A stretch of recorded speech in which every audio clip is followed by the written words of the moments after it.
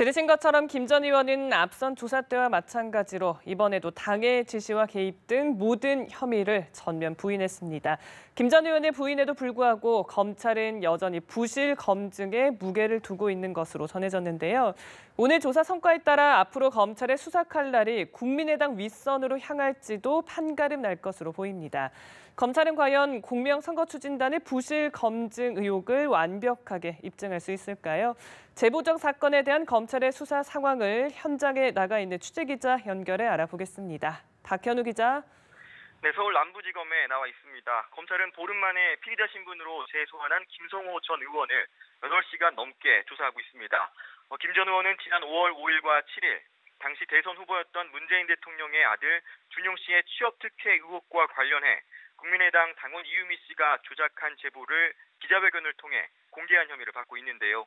검찰은 조작된 제보가 언론 등을 통해 유포된 게 당시 공명선거 추진단 수석 부단장이었던 김 전 의원 등이 검증을 제대로 하지 않았기 때문인지 등을 살펴보고 있습니다. 또 김 전 의원 등이 조작 사실을 사전에 알았는지 등도 캐묻고 있는 것으로 알려졌습니다. 검찰은 동시에 국민의당이 지난 4월 문준용 씨의 취업 특혜 의혹을 뒷받침하는 내용의 기자회견을 한 것과 관련해 더불어민주당이 이용주 의원을 고발한 건에 대해서는 김 전 의원을 참고인 자격으로 조사하고 있습니다. 제보 조작 사건의 피의자 신분이자 이용주 의원 피고발 건에 대한 참고인 신분으로 조사를 받고 있는 건데요.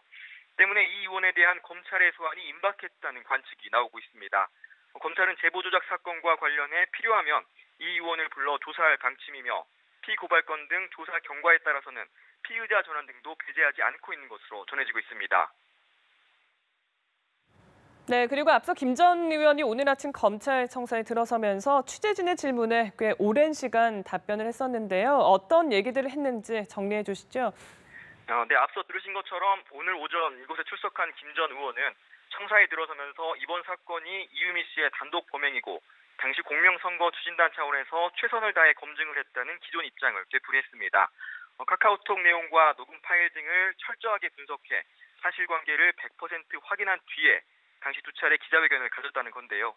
그러면서도 결과적으로 조작된 제보를 거르지 못한 데 대해선 송구스럽게 생각한다고 덧붙였습니다.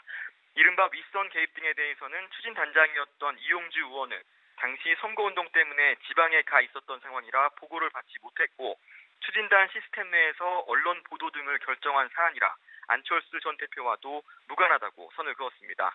서울 남부지검에서 연합뉴스TV 박현우입니다.